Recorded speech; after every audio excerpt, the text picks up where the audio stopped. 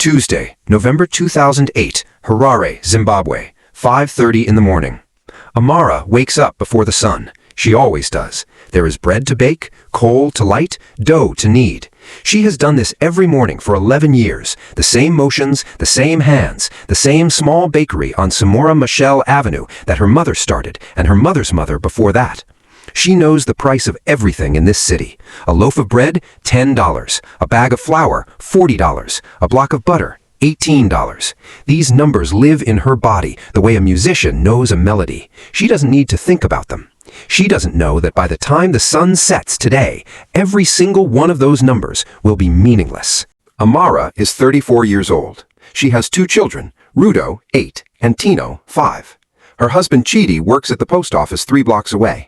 Together, they earn enough. Not comfortable, enough. In Zimbabwe, in 2008, enough is a victory. Her bakery is not large. 6 tables, 12 chairs, a counter with a glass case displaying the day's bread. The walls are painted yellow, Amara's choice 10 years ago, because yellow reminded her of sunlight. The smell of bread in the morning is the smell of her life. She has savings, $420 Zimbabwe dollars, in a tin beneath the floorboard under her bed. She has been saving for 18 months. The plan, a second oven, a bigger bakery, a better life for Rudo and Tino. What she does not know, what almost nobody in Harare knows, is that her government has been running the money printing machine at full speed for the past 3 years. Every month, millions of new dollars printed, then billions, then trillions.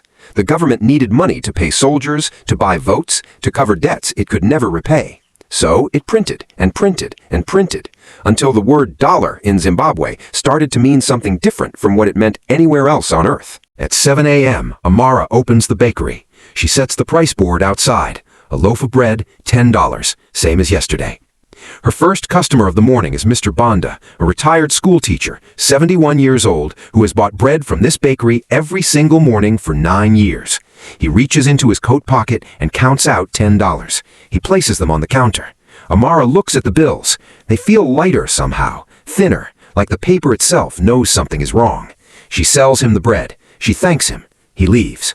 By 10 a.m., Amara's flour supplier calls. Flour supplier, Amara, the price has changed. A bag of flour, not 40. Today it is 90. Amara, 90? That was 40 this morning. Flour supplier, I know, I'm sorry. My supplier changed the price at 8. I have no choice. Amara looks at her price board outside. $10 for a loaf. She does the math in her head. At $90 for flour, she is already selling bread at a loss. She goes outside. She changes the price. $20. She comes back inside and looks at the yellow walls and wonders what color they will be by next year. By noon, the flour supplier calls again. $160. The wholesaler just sent a new invoice. Amara changes the price of bread. $40.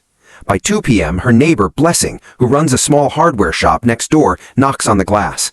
Amara, are you hearing what is happening? The government made an announcement.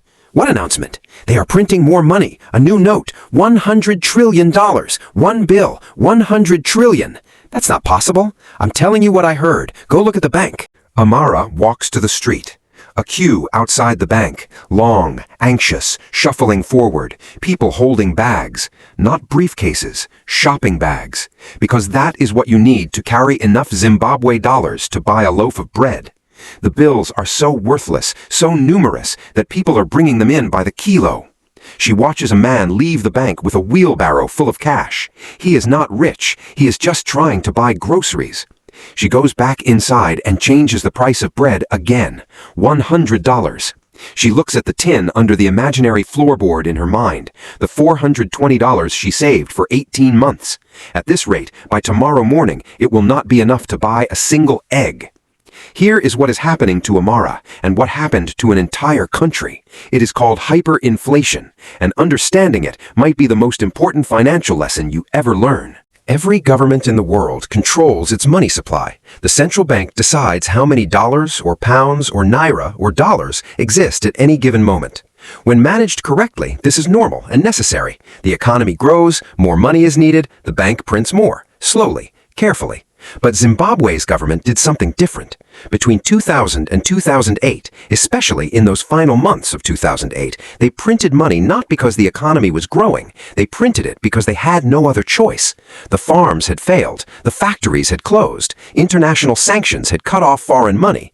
The government owed more than it could ever earn. So they printed, and every time they printed, every dollar that already existed became worth a little less. Think of it this way. Imagine you have 10 pieces of a pie. One piece is worth 10% of the pie. Now imagine someone creates 90 more pieces. Suddenly, your one piece is worth 1%. The pie didn't get bigger. There are just more pieces. Your piece got smaller. That is inflation. Now multiply it by 1 billion% per year. That is what happened to Zimbabwe. At its peak, November 2008, Zimbabwe's inflation rate was estimated at 89 sextillion%. That is 89 followed by 21 zeros. Prices were doubling every 24 hours. A teacher's monthly salary could not buy a single bus ticket by the end of the month it was paid. And ordinary people like Amara, like Mr. Banda, like the man with the wheelbarrow, had no escape. Their savings evaporated. Their wages became theater. Money itself became a joke that nobody was laughing at. That evening, Amara sits at the kitchen table. Rudo and Tino are asleep. Chidi is beside her. She takes out the tin. She opens it. $420, still there. Every bill, every cent she saved. Worth nothing. Not nothing like she couldn't afford something. Nothing like the concept of value had been removed from these pieces of paper entirely. By tomorrow, the flour that cost $40 this morning will cost $500. The bread that cost $100 tonight will need to be repriced before the morning customers arrive. Chidi, what do we do? I don't know. Keep baking? What else is there? The savings. I know. 18 months? I know. She closes the tin. She puts it back. Not because she thinks it will be worth something tomorrow, but because 18 months of waking up at 5:30 in the morning deserves to sit in its tin for one more night. In 2009, Zimbabwe abandoned its dollar entirely. They simply stopped using it. The currency was so worthless that the government gave up on it. They adopted the US dollar, the South African rand, and the Botswana pula, foreign money, other countries' stability, because their own had been destroyed. Amara's bakery survived, not because of the money system, but in spite of it. She began trading in bread itself, a loaf for vegetables, 2 loaves for chicken, 3 loaves for school fees for Rudo. Barter, the oldest economic system in the world, because the money system had completely collapsed. Here is what Zimbabwe's collapse teaches about money and wealth. 3 things. 1. Inflation is always happening in every country, even stable ones. The question is how fast, which is why money sitting in a savings account earning 0.5% while inflation runs at 3% is not saving. It is slow losing. 2. A government's ability to print money is the single biggest risk to the value of everything you own. Gold, land, stocks, foreign currency, assets that governments cannot print hold value when paper money does not. 3. When a currency collapses, only 3 things survive: real skills, real assets, and real relationships. Amara survived because she could bake bread, because people always need bread. What is your bread? What do you have that holds value when the numbers stop making sense? The most dangerous financial belief in the world is that money is permanent. It is not. It is a promise, and promises, as Zimbabwe showed the world, can be broken overnight. Mr. Banda still buys bread from Amara's bakery every morning. He's 82 now. He doesn't talk about 2008 very often, but sometimes when the price board changes, even slightly, he stares at it for just a moment too long, like he is checking, making sure the numbers still mean something, making sure the world is still holding together. It usually is, but he checks because he knows what happens when it doesn't. Protect your money, understand what it is, and never trust any government with your entire financial future. Money is the proof. You are the product.